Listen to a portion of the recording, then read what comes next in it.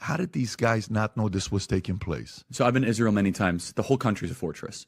When I first heard this story, I still have the same gut instinct that I did initially. I find this very hard to believe. I've been to that Gaza border. You cannot go 10 feet without running into a 19-year-old with an AR-15 or an automatic machine gun that is an IDF soldier, right? The whole country is surveilled. I'm not willing to go so far that saying that Netanyahu knew or there was intelligence here, but I think some questions need to be asked.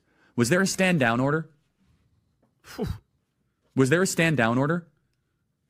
6 hours? I don't believe it. Israel's the size of New Jersey. When I took a helicopter ride from Jerusalem to the Gaza border, it's 45 minutes. Wow. 6 hours. They're live streaming the killing of Jews.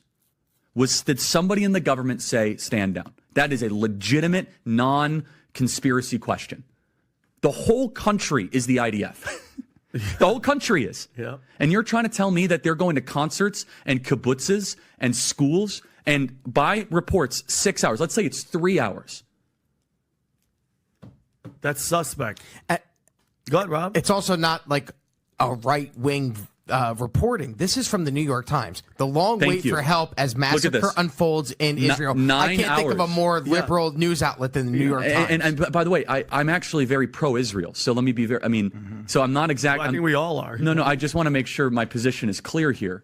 But so Patrick, there are other explanations. It's possible that the Netanyahu government was double-crossed by bad agents. Okay? That's dark, but it's not as dark as what we're talking about. Okay? Another aspect is that Netanyahu might have traitors in his government. There are some serious questions here, Patrick. And let me tell you, my pattern recognition over the last 5 years has become pretty sharp.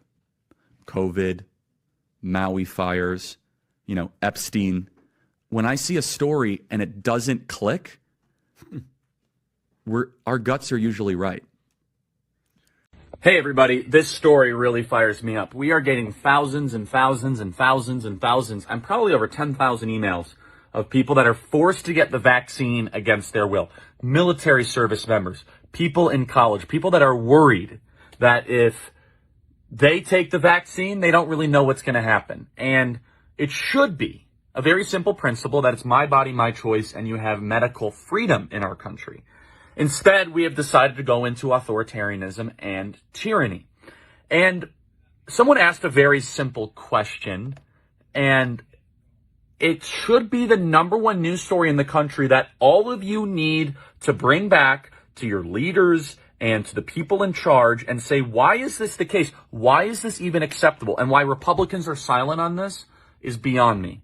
Did you know that in the White House, they are not mandating the vaccine? Did you know that White House staff is not required to get vaccinated? Did you know that they are requiring the vaccine for the military, Marines, members of the Air Force, Coast Guard? You must get the vaccine or you will be discharged dishonorably. And yet the White House staff is not required to get the vaccine. Why? I found this hard to believe. I had to go look at the tape myself. Listen right here to Jen Psaki, where she says, look, we're not mandating the vaccine, and I don't even know the vaccination rates in the White House. So you're trying to tell me that a child that goes to the University of Notre Dame, they have to get the vaccine against their will, or a child that goes to the University of Michigan who's 18 years old, they have to get the vaccine, yet the White House staff, they get the opportunity to choose. How is this even remotely okay? This is outrageous. Listen to this tape. So can you clarify, is the administration not mandating vaccines for White House staff? No, we have not mandated. Okay. And do you have a count, or can you offer any confirmation to us on the percentage of employees who are vaccinated? I'm not going to provide that. I will see if there's more information to provide. This is the #1 news story in the country when it comes to mandatory vaccinations. I wouldn't expect many Republican lawmakers to care about this, because a lot of Republican lawmakers are bought and paid for by the pharmaceutical companies like AstraZeneca, Moderna, Johnson & Johnson. But I expect you guys to share this video. The own White House, the staff of the White House, they get to live a free life. They get to say, no, I get to opt out. But you, peasant, bigot, sit down and shut up and take the vaccine, and you're going to like it.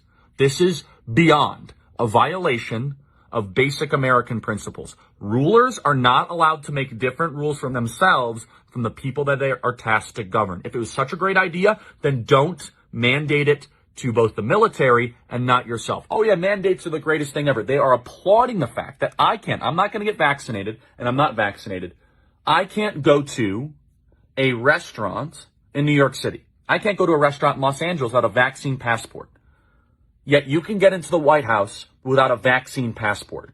This is a violation of the way that we have been told our government should operate and will operate. Share this video with your friends, everybody. It is so important to get this news out. Do they know something about the vaccine? Why aren't they mandating it? Are they seeing data that is questionable? Should we be worried because they know something we don't? I don't trust them as it is. But if they're not mandating it, maybe there's something they need to tell us. Share this video, everybody. This is an outrage, and we must get the word out. And also subscribe to our podcast up here. God bless you guys.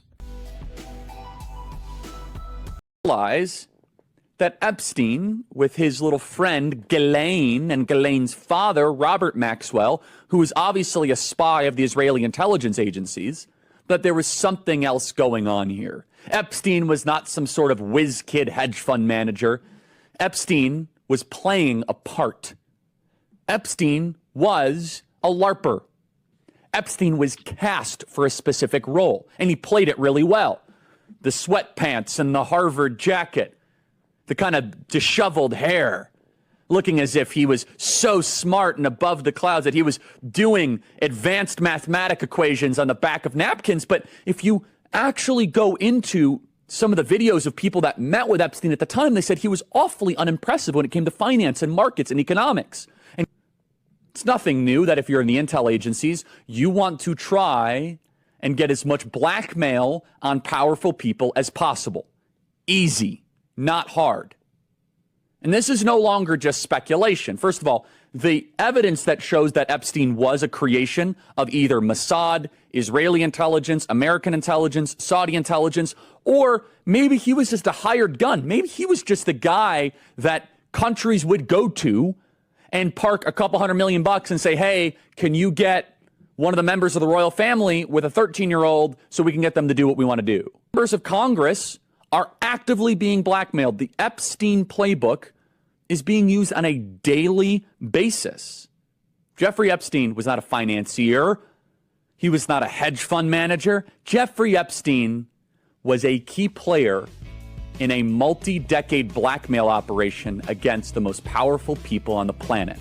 And you have to ask the very simple question: who benefits from peace and who benefits from war? Well, who benefits from peace? Well, the people of Ukraine benefit from peace.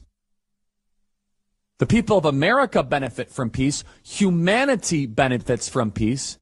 But then who benefits from war? The military-industrial complex, oligarchs of the ruling class of Ukraine. And maybe we should reopen diplomatic channels with the Russian Federation.